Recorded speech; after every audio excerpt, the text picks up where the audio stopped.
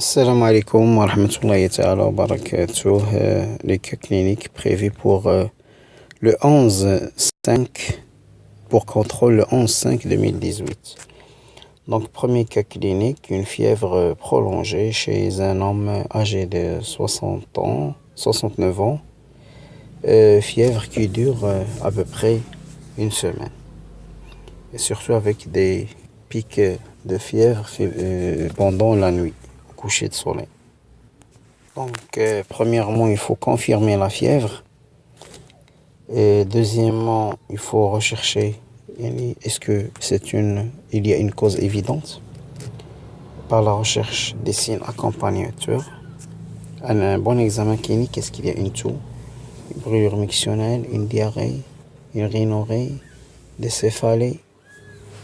Est-ce qu'il y a une prise de médicaments qui peut faire élever la fièvre? Deuxième étape, c'est la démarche. Dans la démarche diagnostique, c'est les examens complémentaires, systématiquement selon les orientations. Un hémogramme, une NFS, un frottis sanguin, des bilans biochimiques standards, un LDH, taux de LDH, un bilan inflammatoire CRP, électrophorèse des protéines, une VS, une bondette urinaire, un ECBU, une coproculture et parasitologie des selles, hémoculture, un bilan de tuberculose. Deuxième cas clinique, une femme de 65 ans, diabétique avec une glycémie à jeun à 2,80 grammes, une hémoglobine glyquée à 11%, glycémie à jeun à 4 grammes, une hémoglobine glyquée à 11, avec HTA, œdème du membre inférieur. Donc deux problèmes de santé, l'HTA, l'œdème et le diabète déséquilibré. Donc à l'interrogatoire, la recherche de notions d'asthénie, le syndrome polyuro-polydipsique, la notion de diarrhée, c'est intéressant. Les antécédents familiaux de diabète type 2, est-ce qu'il y a un tabagisme, mais c'est peu probable chez les femmes.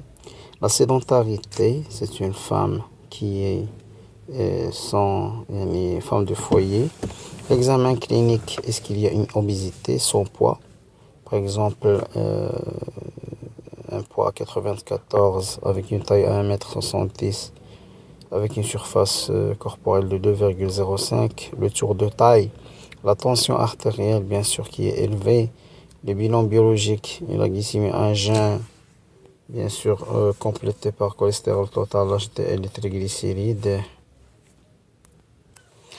Un âge de début après 40 ans, bien sûr, à l'interrogatoire, un début long et insidieux, et une symptomatologie pauvre ou absente, l'obésité, bien évidemment, ou la surcharge adipeuse, l'hyperglycémie souvent inférieure à 2, les facteurs associés, bien sûr, l'HTA, la dyslipidémie, cholestérol.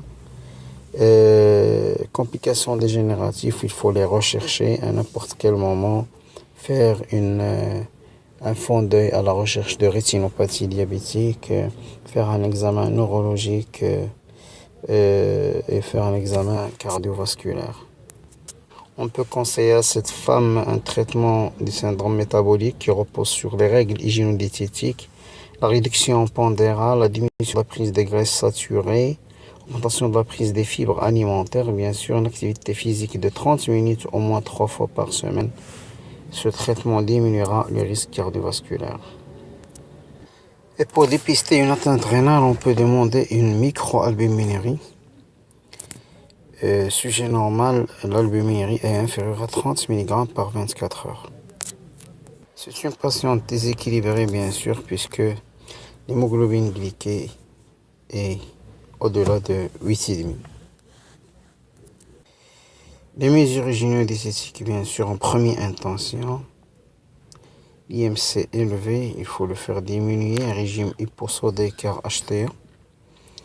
Et répartition des macronutriments, les glucides 45%, les lipides 30%.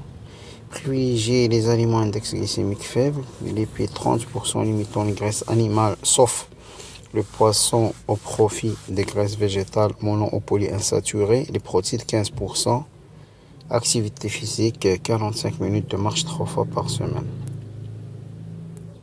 Un amaigrissement même limité, inférieur à 5% du poids, apporte un bénéfice glycémique souvent net en cas d'excès pondéral.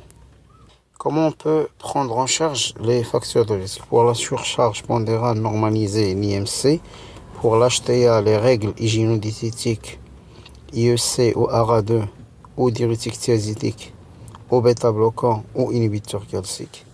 Objectif tensionnel inférieur à 130/80.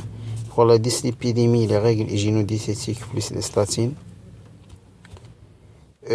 Tabagisme, règles hygiéno-diététiques s'il n'en existe.